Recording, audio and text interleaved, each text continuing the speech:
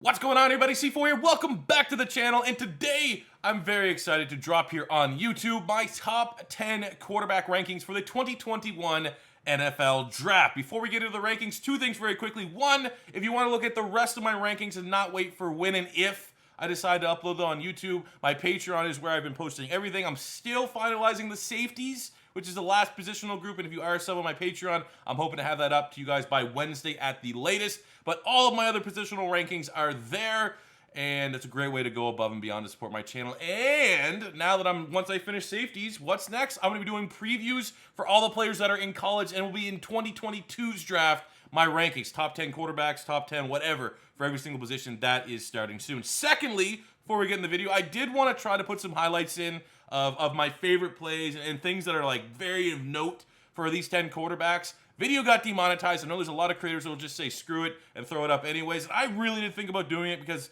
you know, monetarily, you know, it's not that big of an issue for me. But there's just something where it's like I don't want to let these predatory, I don't even know what they are, bots in a way. Like, come on, man. Is Fox really hurting that I'm throwing a 4-second clip of Felipe Franks in my video? Probably not. So I don't want to let them win. So I had to re-edit this, cut out the video portions. But I will tell you what things you should go out and seek out of if you want to look at more film, more tape for these certain players. And it's on YouTube. There's a couple games that I couldn't find on YouTube, cut-ups that weren't easily accessible. So I tried to just refrain it to games that you guys can go out very easily, just YouTube it, and you can see what I'm talking about if you want to seek out more info. So it's not just you taking my word for it. So that is it. I got some honorable mentions. We have my top 10. If you are a subscriber to my Patreon, got to be a little bit of a change up here. While going through my notes, I decided, screw it. I don't want copy and paste. What's the fun of having the exact same rankings as everyone else? If there's something that I could go with my gut that I think they might be a better player, I would change it. Maybe if that's fringe hot take, who cares? So let's have some fun. Let's get into my top 10 quarterbacks in the 2021 NFL Draft. We're going to start with the honorable mentions, and I will say that honorable mentions doesn't always necessarily mean players that I have ranked 11, 12, 13, and 14 that didn't just make the cut. I'll be clear when that's not the case. That's kind of the case here, though. This is not a great day 3 quarterback class, unfortunately, and that's not shots fired at Brady White. That's not shots fired at Sam Ehlinger, Ian Book, or Peyton Ramsey. That's just it is what it is, man. These are all quarterbacks that are going to go day 3. And for the most part, you might see them play in the XFL or something like that. And that's fine, right? There's nothing wrong with that. So looking at these guys here, we'll have Brady White, 6'3", 210 out of Memphis, over 90 touchdowns, which is good. But he's going to be a 25-year-old rookie, so age is kind of working against him. And I think the biggest knock on Brady White is like he's probably at his ceiling, which is an exciting college quarterback. I mean, Memphis versus UCF last year, where he had 6 touchdowns. That was like the most underrated, exciting game, I think, of college football last season. Not enough people talk about it. But, I mean, you're getting a guy here that's, you know, at his ceiling, probably practice squad level. He's one of those guys, like, I would love to see Brady White in the XFL. Get some reps there. We also have Peyton Ramsey out of Northwestern, the Indiana transfer, 6'2", 220 pounds. Really good at running RPOs. Pretty good decision maker. His accuracy, 65% for his college career, which is fine. It's just one of those guys, jack of all trades, master of none, with average arm strength, which is the personification at this time point for the NFL of like a QB3 if you're a team that's holding on to one. But I mean, there could be something there interesting for Ramsey. Bottom end of a roster, practice squad, see what you can get. Pro comparison for him, I actually had one, is I have Kyle Allen, who did some okay things for the Cincinnati Bengals. We also have Ian Book here from Notre Dame, 6 feet tall, around 205, 210. He falls in the territory, I think, of a good college quarterback, but not a great pro. His mobility is a plus. His off-script plays is good, and obviously his immense experience. A lot of big games there for Notre Dame. But ultimately, his average arm talent, I think I have size concerns. He's one of those guys that his play style, the way that he would constantly bail out of clean pockets, which is very frustrating when you watch a very good Notre Dame O-line give him clean pockets, and he just would try to scramble and use his legs. I just have questions about he's kind of slight. And if you're the scrambling quarterback, the guy that can make something out of nothing, and you're slight, in the NFL, you're going to get killed. You're going to get hurt. So I do have some concerns there. But in terms of a backup quarterback, probably one of the top names in this year's draft class that I think could be a nice career backup. And we're going to finish with Sam Ehlinger from Texas, 6'3", 225, a.k.a. kind of baby Tim Tebow. Obviously, dual threat was very good at Texas. The leadership, it felt like almost at any point, Texas had a lot of crazy games. you ever watch Texas play, it was almost like you never knew what you were going to get, but you did know that Sam Ehlinger was going to do his best and most likely keep them in whatever game that they're in. There's some value to that. I think he's a nice backup option. Arm talent's not amazing. Decision-making inconsistent. Kind of had a pro comp here of like Jake Locker a little bit. You look at Jake Locker at Washington, because I'm not gonna disrespect the great Tim Tebow, but I think Ehlinger, kind of like Ian Book, one of the more interesting guys that might not ever be more than a backup quarterback, but a backup quarterback still valuable in today's NFL. So those are my honorable mentions. Let's get into my top 10. Quarterback number 10. We're going with a quarterback I'm very familiar with, and that is Felipe Franks, formerly of the Florida Gators, now by way of the Arkansas Razorbacks. 6'5", 235 pounds. Positives for Felipe Franks, absolute cannon of an arm. Go watch. Go look this out. It's one of my favorite plays as a Gator fan. 2017, Florida versus Tennessee. Hits a 63-yard Hail Mary pass to Tyree Cleveland to win the game. Not many quarterbacks in this class are making that throw. The arm there, and that was like young Felipe Franks. That was like very, very beginning Felipe Franks. 4 years ago, Felipe Franks, he was making that throw. So the arm talent has always been there. He brings prototypical size. I don't know. Like, that's something that's weird. That's always been a positive when you get the quarterbacks that are 6'5", 230. You can't teach that. But in today's NFL, it's like, I wonder, man, if they're starting to switch off from like, are they truly going to value like the Josh Allen type quarterbacks? Or are we now just, looking for guys that are all about the off script? Who knows? But it's a positive for him. Prototype size. Dominated his pro day. This was probably the most shocking pro day that I saw. His RAS score was a 9.5. Came in, obviously, size was very good, prototype size, but he had a good broad jump. 4.6, 40. I mean, everyone in 2021 is having a great pro day for the most part. If you're having a bad pro day in 2021, that's a big time negative. That not only underwhelms your perceived athletic ability, but I think a lot of people are going to dog it from a work ethic standpoint. It's like, how did you, when everyone else is doing well, like, did you just not take your training seriously? Like, that could potentially be another red flag. So, but Franks did not have that issue, man. Looked good. He had a 4.22 shuttle. All these things testing out very, very well. I did not see that at Florida. He was kind of awkward, I guess, would be the best way to say it. I don't want to say he was unathletic, but he was awkward, man. He wasn't a guy that was a true... You look at this, and you're like, oh, man, he's a dual threat. Was not really a dual threat. Kind of gangly. Got in the way a little bit. Wasn't smooth. You look at Lamar Jackson. Lamar Jackson, obviously electrifying speed, but he's just so fluid. He looks like he's gliding out there. Definitely not the case with the Felipe Franks. You look at the negatives for him. I think he might be at his ceiling. You look at Felipe Franks, when he left Florida to go to Arkansas, I was like, well, I wasn't, disgusted that we lost another quarterback. It wasn't another Cam Newton situation or Will Grier situation as a Gator fan with Felipe Franks. I was like, man, he's probably is what he is, and hopefully he does well for Arkansas. He was a great leader for Florida, but let's see what we can do. And you look at Arkansas, I mean, they have some good players, but obviously it's a downgrade from Florida, but you just didn't really see the development for Felipe Franks. You still saw what was good was still good, and what was bad was still not good, So the question could be, does he have a limited ceiling? If you're getting a guy like this that you're gambling on the athletic upside and all the positives, I mean, how much work are you really going to be put in until he's a finished product? He could already be there. Reading a defense, very inconsistent. A lot of bonehead, brain fart type plays that he had with Florida. He had that with Arkansas, unfortunately. I remember a game that's really good is go watch Arkansas versus Tennessee this year. He had a really strong game. You saw all the positives in Felipe Franks. You also saw, it's not unforgivable. It happens, but like a really bad sack fumble where he just completely lost his surroundings, didn't know what he was doing, lost his head. I had a lot of those at Florida as well.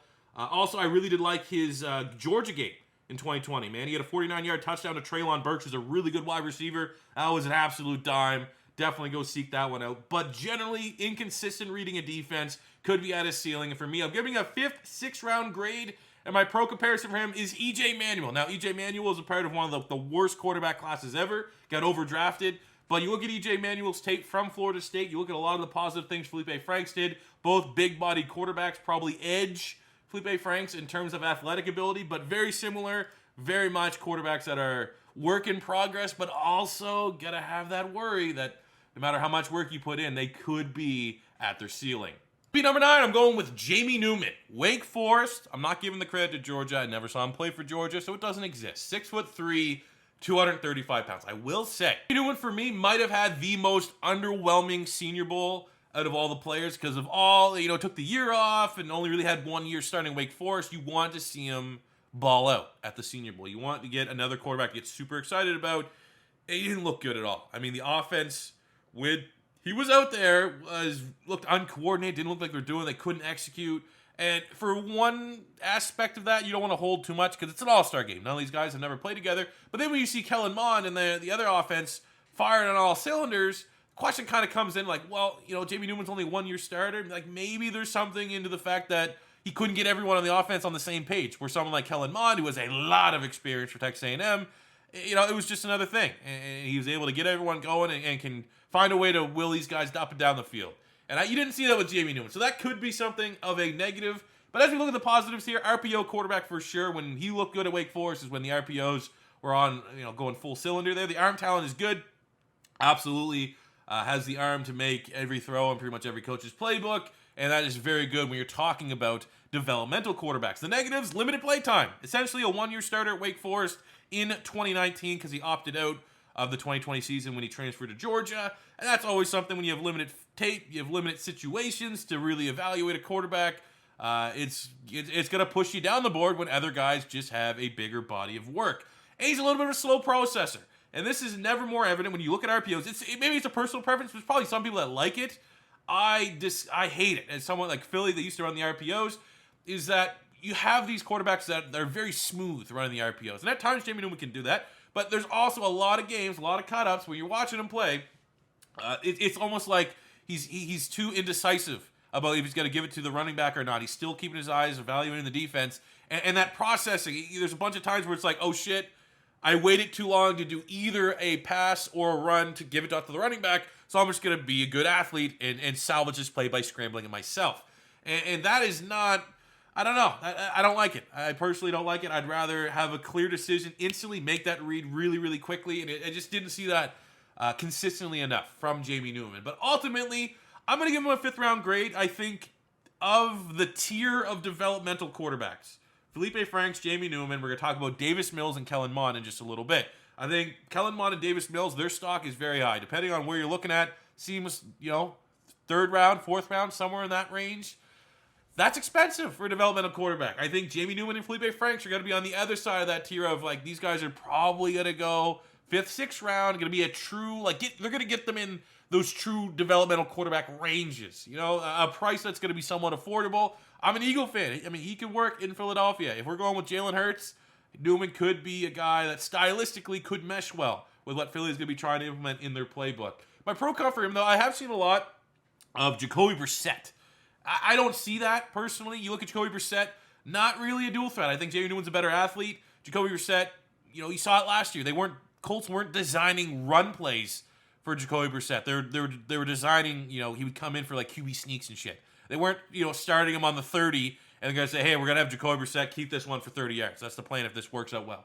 It was short yardage situations. Newman is a good athlete, man. He's going to be able to make plays in space. So I'm comparing him to Easton Stick, the North Dakota State quarterback that was hyped up between Carson Wentz and Trey Lance. Stick still has a chance to be a nice developmental option. I think he's with the Chargers, QB2 to Justin Herbert maybe, now that Tyrod's gone. But either way, I think East Stick's a good comp, and Jamie Newman is one of the better value developmental quarterbacks in this year's class. If you want to go your way, look at a couple games that I like. I like Wake Forest against Boston College in 2019 and Wake Forest against NC State in 2018 if you want to see the best of Jamie Newman as a scrambler and the best of Jamie Newman as a thrower.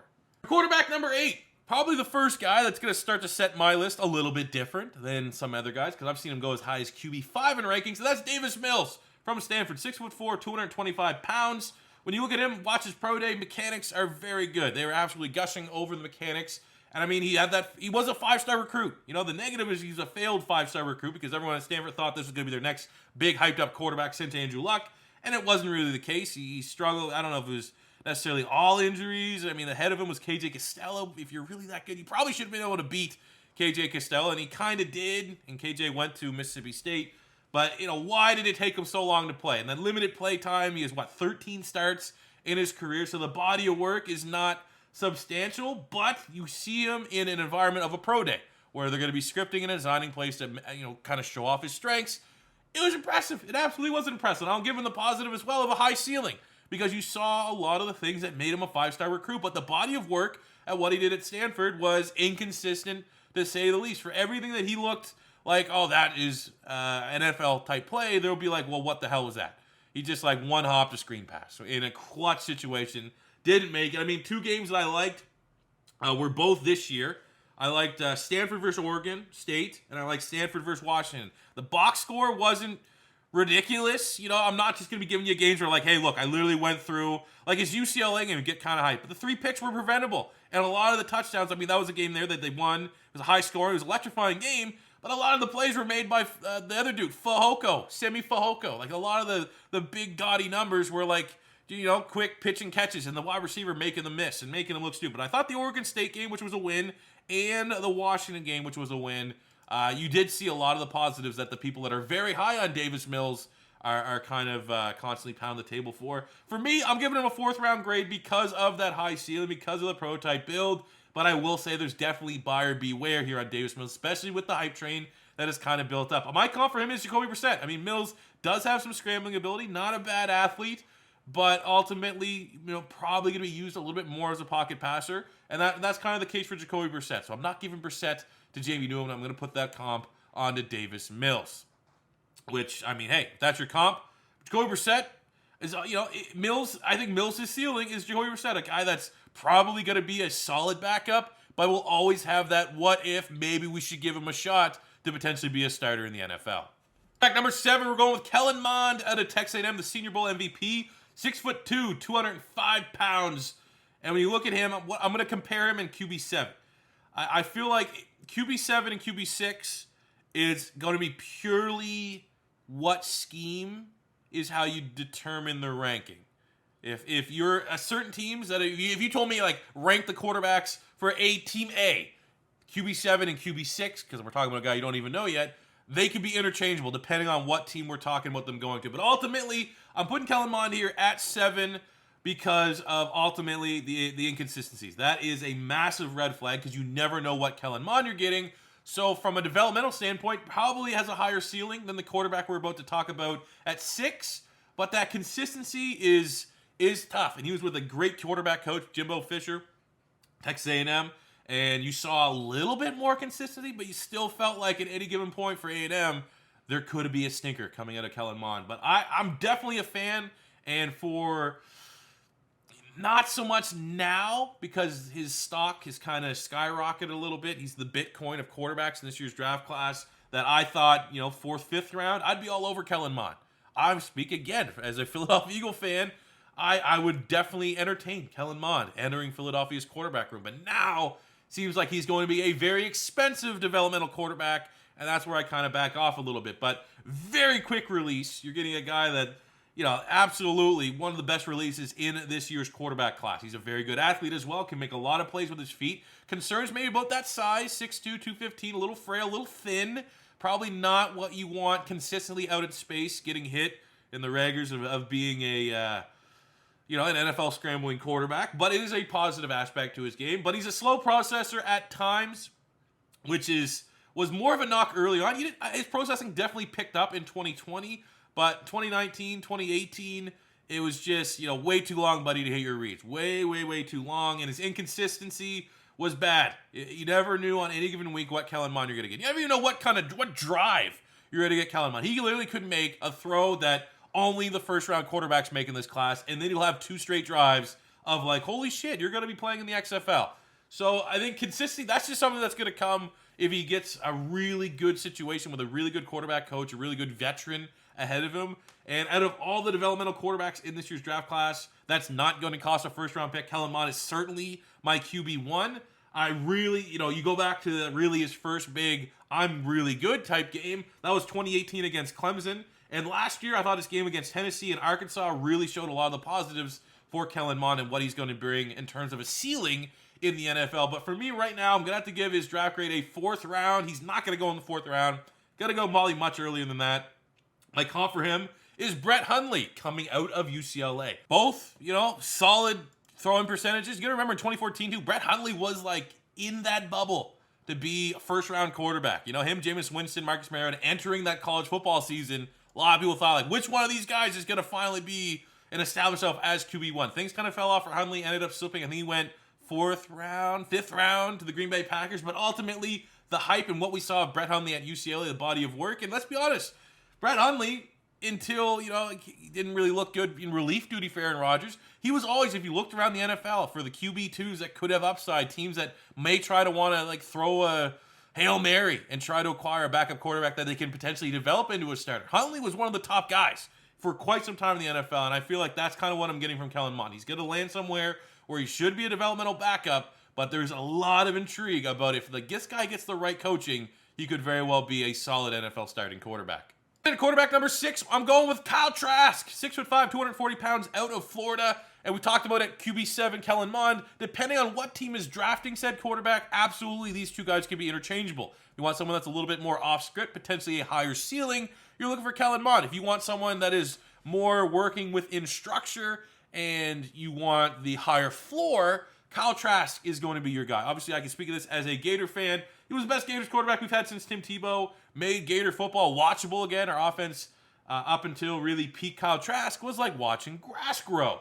Look at the positives for Kyle Trask. His accuracy is very good, very consistent with his accuracy, as well as anticipation is also very, very good. Man, would throw a lot of these guys open before they were done their routes. And I think that like kind of adds to this is you would see when Emory Jones would shuffle into the Gators offense, the passing offense, like when it wasn't a design run for Emory Jones, it just wasn't the same. I don't know, man. The offense didn't run as good. And obviously you're going to have that anyways anytime you sub in your starter for a backup. But I'm going to give credit to Kyle Trask that he was more the operator, the guy that pulled the strings back there to operate what Dan Mullen wanted this offense to do. And there's some value to that. Absolutely, there's some value to that. Negatives for Kyle Trask, obviously a limited athlete. We did have a couple QB runs for him. It look awkward. Ultimately, it looked awkward. He's a big bodied. If you're using him in the goal line situations for 2-3 yard scrambles, fine, he could do that. But in today's NFL, where you want good athletes, you want guys that can move around the pocket, you want guys that can make guys miss, you want guys that can operate off script. Not really going to get that with Kyle Trask. I think his pocket presence as well is less than be desired. When he stands on the pocket, footwork's not always great. Kind of looks a little bit work in progress-y. I think another thing is that his deep ball is love it or hate it. You're either going to like the raindrop throw or you're going to think he gets too much air under his passes, and those are going to get abused at the next level in the NFL, which is fair. I mean, hey, that's my comp. I gave him a 3rd-round grade. My comp is Nick Foles because they have like the exact same deep ball. And that worked out very well for Nick Foles for a lot of years. And sometimes it doesn't work out particularly well. You're looking at essentially Nick Foles when he's not in Philadelphia. But I think that's a really good comp here because both Nick Foles and Kyle Trask have scrambled at times. Like I remember Nick Foles trying to run around a little bit, Chip Kelly's offense in Florida and Philly. But I think that I really actually do like that comp. And there's value for Nick Foles. If you told a team right now that you could draft a guy that could be the next Nick Foles, there's going to be teams that are going to draft that because at worst you're going to have a very good backup quarterback.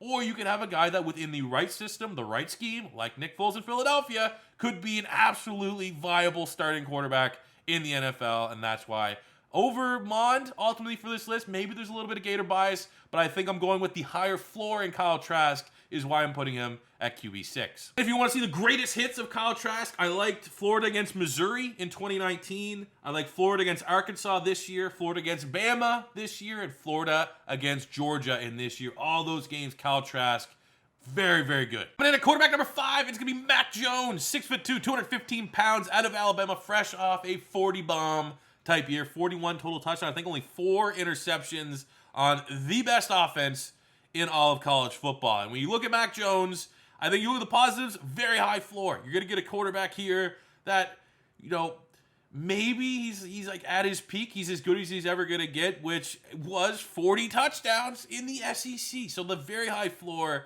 is going to be reassuring to a lot of teams that maybe don't trust their development or they know that their scheme doesn't need any tooling around a quarterback. Someone like San Francisco where it's just like, give me a plug-and-play guy that's ready to go right now. And that is Mac Jones, and that's why you're seeing the hype around San Francisco potentially getting Mac Jones. His anticipation is very good. You look at any Mac Jones tape, look at any highlight reel. You literally look at Mac Jones highlight reel, it's like watching me play Madden. Nothing but streaks and just hitting guys that are wide open 20, 30 yards downfield. It's impressive. You got to make those throws. You look at Dane Brugler's report on Mac Jones on The Athletic. It's just like, you know what?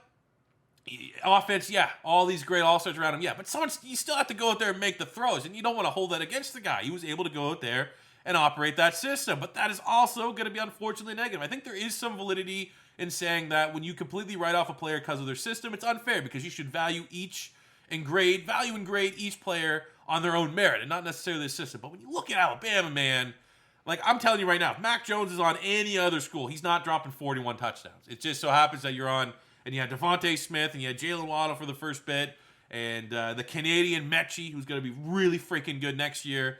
The system is a completely valid negative for Mac Jones because now it's going to be a big what if. Are you going to be able to make that jump to the NFL? Because Tua, who I think from like a talent standpoint is more talented than Mac Jones, struggled immensely. So like that negative stigma around Alabama's system is only more fuel to the fire. I think another one is average athlete in today's NFL, kind of like Kyle Trask that we talked about at QB6. A lot of teams, if you're going to be spending a premier pick, you kind of want a guy that can play off script, a guy that's a great athlete that can do it all. And unfortunately, Mac Jones is just not that style. He's not a bad athlete. His pro day times were solid, maybe even slightly better than expected. But ultimately, you're not going to be getting a guy that's going to thrive in off script. He's absolutely a quarterback that's going to thrive within structure. So my draft grade for him is a second rounder. My pro comparison on Patreon, I gave it, Case Keenum. That felt a little too negative, so I'll give it to Kirk Cousins. I think somewhere between those two is where Mac Jones is going to fall, with potential of being a solid NFL starting quarterback. And, again, the best games to watch for Mac Jones aren't necessarily the games that he put up ridiculous numbers, because a lot of those times there's guys falling down, there's guys that are wide open. I want to see him make challenging throws. And I think against Georgia in 2020 and against Missouri in 2020, those were like the best examples, the best bodies work, I thought, for Mac Jones against guys that are going to be legitimate NFL caliber players, and he made a lot of tough throws. B4 for me is Trey Lance. I had him at QB3. I talked about it in my meme video of reacting to the Niners trade and then the Philadelphia Eagles trading with the Dolphins and eliminating self to Jamar Chase. I kind of made the pitch that I had Trey Lance as my quarterback 3, and that's all I spent today. When I was trying to gather my notes and prepare this video, I decided the more you watch Trey Lance and Justin Fields and you make the comparison, and it's not a fair comparison, right?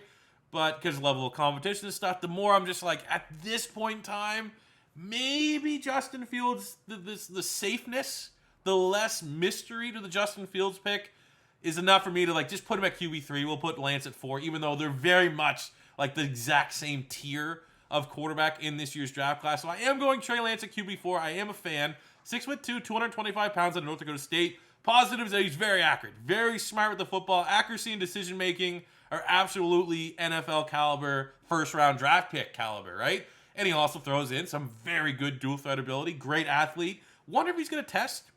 It would be pretty cool to see some of those athletic testing numbers. Maybe Colin Cowherd's daughter could let us know exactly what his 40-yard dash time is.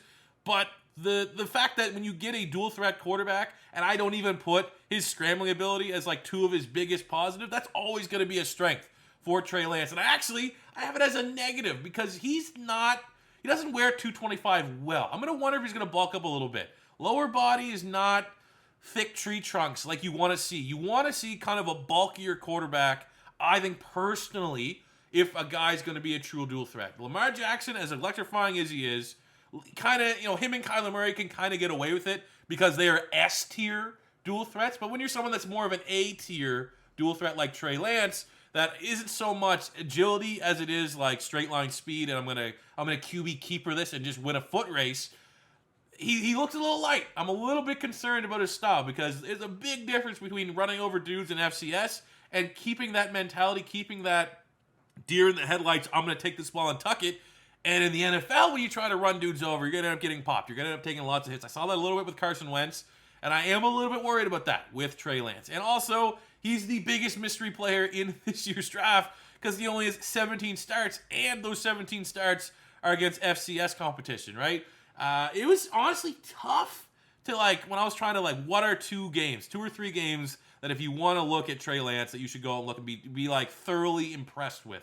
Because a lot of his games, man, they're it's just North Dakota State's so much better than all these other teams at FCS. It's a little bit of, Mac Jones, how we're talking about Mac Jones in Alabama, where it's just the guys are wide open. He made the throws that he had to make, and that's not necessarily a negative, but how much positive you want to throw into that? How much weight do you really want to put in? So for me, against North Dakota in 2019 and against Montana State, those are probably the 2 best games where you saw Trey Lance make some difficult throws, make some throws that you want to see from a first rounder, not just watch some chop up where it's like, oh my God, he's hitting a guy that's 10 yards open in space where the guy fell down.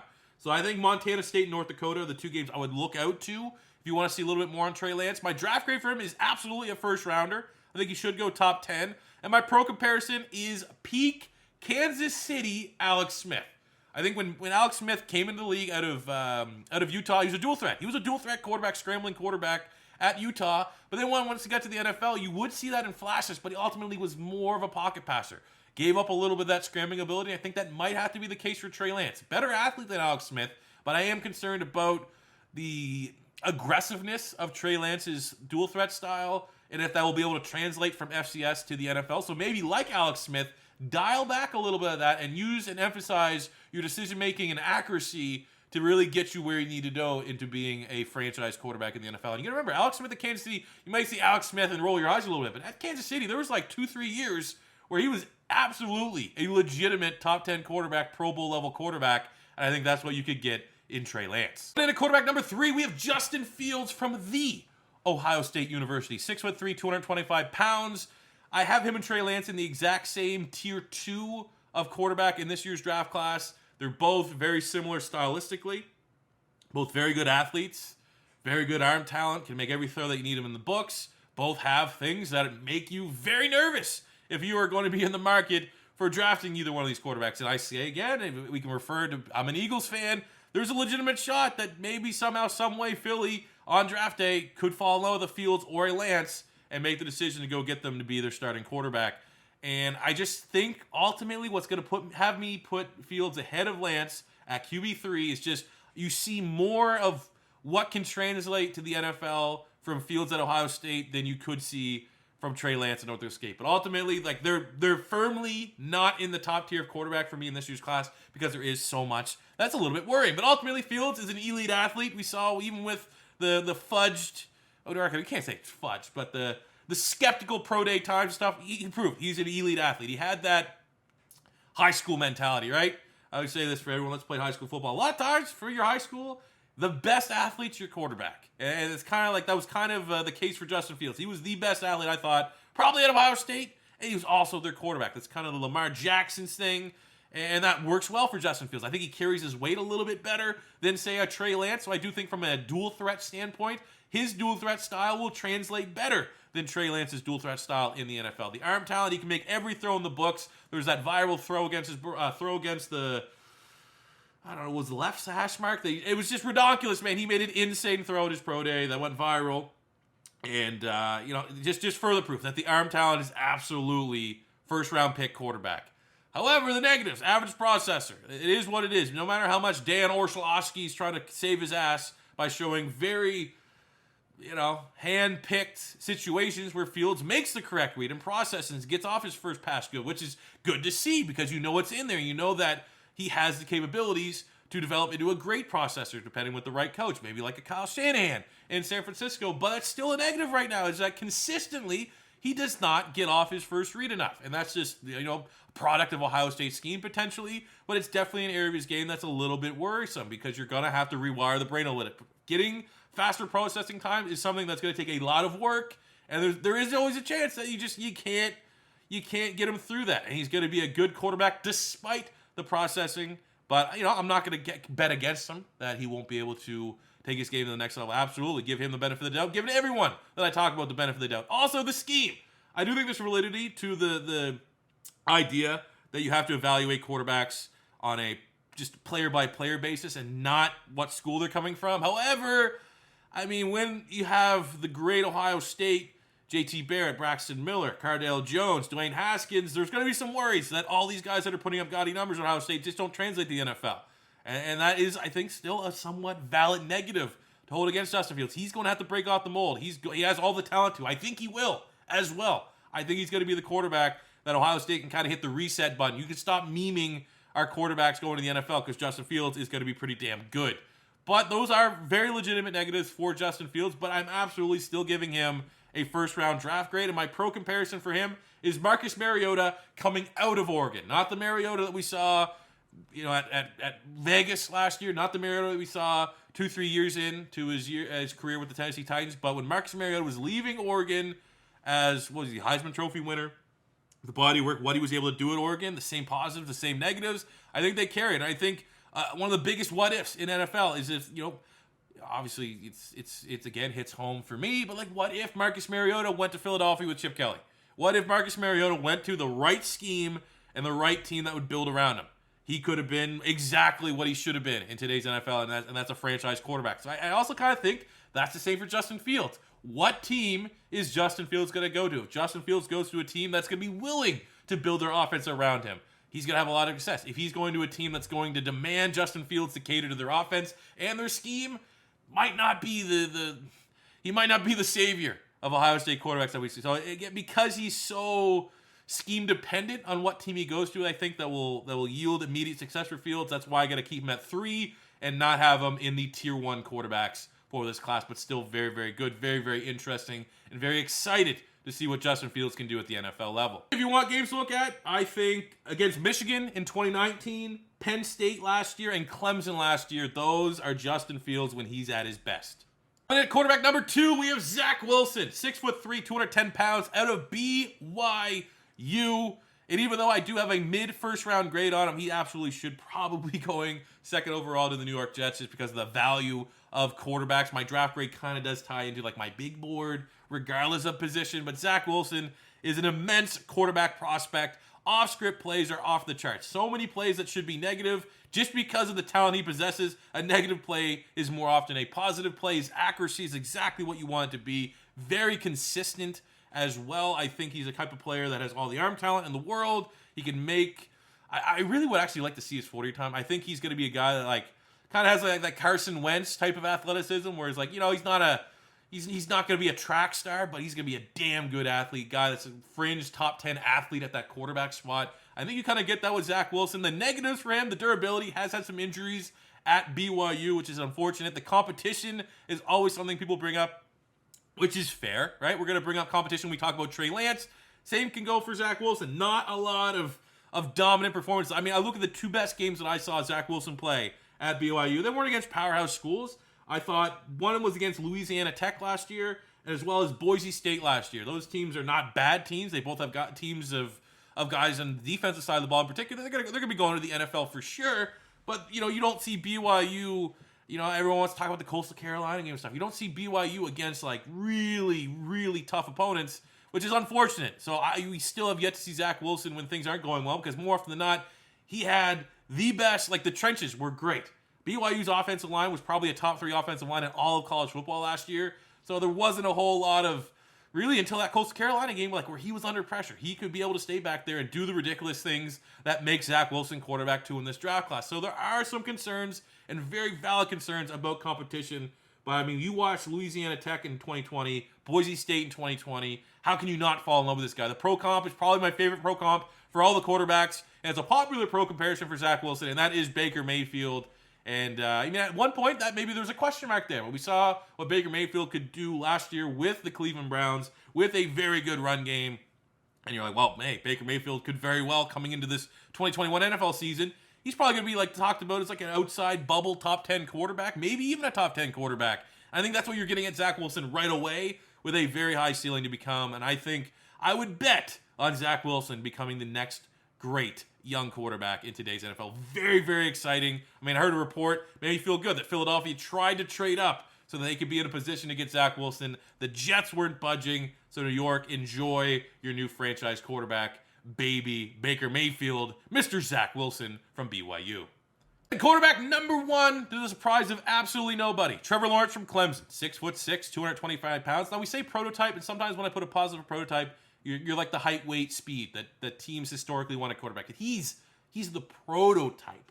Everything, every box is ticked. We before this, everyone's like, who's going to be the next Andrew Luck? Because that was the last great quarterback prospect. And before that, it was who's going to be the next Peyton Manning. Before that, it was who's going to be the next John Elway. It is reset now. It's from here on out, it's going to be who's going to be the next Trevor Lawrence. He is that prototypical franchise quarterback, what everyone wants. If there was one year that you had to suck in the NFL in the last goddamn 10 seasons, it was this year for the Jacksonville Jaguars to get Trevor Lawrence. The arm talent is immense. Accuracy is on point. for the most part, because we'll get into that to the negatives, but he can make every throw in the book. Athletically, he can scramble. I don't know what his 40-yard dash, it's probably 4.6s. 4.6 at 6'6", like, it's insane. It's absurd, and you literally only could screw him up. Like, if you just take him as is, you never develop him, you just take him as is, and you just don't screw him up, like Carson Wentz happened with Philadelphia, he's going to be a very good NFL quarterback. So Urban Meyer has an incredibly easy job here. Just don't mess him up. Just keep putting talent around him and let him do his thing. You look at the negatives for Trevor Lawrence, a little bit of a first-read quarterback. You can throw that in to, Mac Jones and Justin Fields, right? You look at these guys where it's just, they're on juggernaut. They're on powerhouse teams, and when the first read's there, the design read's there, they throw it. And you can only make the throws that are there, but obviously in the NFL, it's not going to be that easy, so that can always kind of be a little bit negative. And I have progressions there a little bit, and I almost wanted to put in, like, he's arrogance. His arrogance could be a negative in terms of trusting his throw power, his accuracy, and his decision-making. A lot of times, the interceptions. He had some turnovers at Clemson, especially 2019. Where, like, those turnovers probably shouldn't have been happening for a quarterback and for an offense that was as good as Clemson. And it just felt like he was so, and this is a good thing in a way. It's a convoluted positive and negative because he was just so arrogant that he's going to be able to make these throws and fit into these windows. And he probably can more often than not. It just takes that one time for the other guy to make a better play than your receiver, and it's going to be a turnover. So in the NFL, that arrogance, I think he maybe needs to be humbled a little bit. In terms of trusting his iron, which is something that a lot of top quarterback prospects have, and I think Urban Meyer will get him sorted out on that front. But again, you're really trying to nitpick when it comes to Trevor Lawrence, and you're finding the negatives. He's amazing, man. In the draft grade, he should be the first overall pick. And the pro comp, I went with one of a kind, and that's not saying that there's nothing to be worried about. There's no way that he's not the best quarterback in the NFL for the next 10 years. If I had to find a player, probably Peyton Manning. But that's not even fair because, like, he's a better athlete than Peyton Manning. And he's, like, bigger and different than Andrew Luck. There's no really any quarterback prospect that compares to Trevor Lawrence. That's why the mold is resetting. The next best quarterback is going to be compared to Trevor Lawrence because he kind of is one of a kind. And there's, Quasimodo. He's a unicorn at that quarterback spot. And from a neutral standpoint, very excited. I'm glad he's going to be in the AFC. And I'm very excited to see what he's going to be able to do for the Jacksonville Jaguars. But there you go, fellas. Those are my top 10 quarterbacks and honorable mentions for the 2021 NFL Draft. Good God, this is a goddamn podcast. Thanks to everybody that listened to it. As always, if you want to see more of my rankings, check out and support my Patreon. Again, now that we're going to be done 2021 rankings soon, I'll be getting into 2022. A lot of information there for those of you guys that want to get a head start on next year's draft or even just next year's college football viewing. If you want to know some names and figure out some stuff like that, that stuff's going to be coming to my Patreon. As always, first time stopping by, don't be afraid to hit that subscribe button. Smash the like button if you enjoyed. Running back rankings will be coming soon and late. Obviously, with how long this video is, they take a time a little bit to record and stuff like that, but I will be getting running backs out sooner than later. But that'll do it for me today, guys. Thank you for watching, and until next time, it's C4 saying peace out.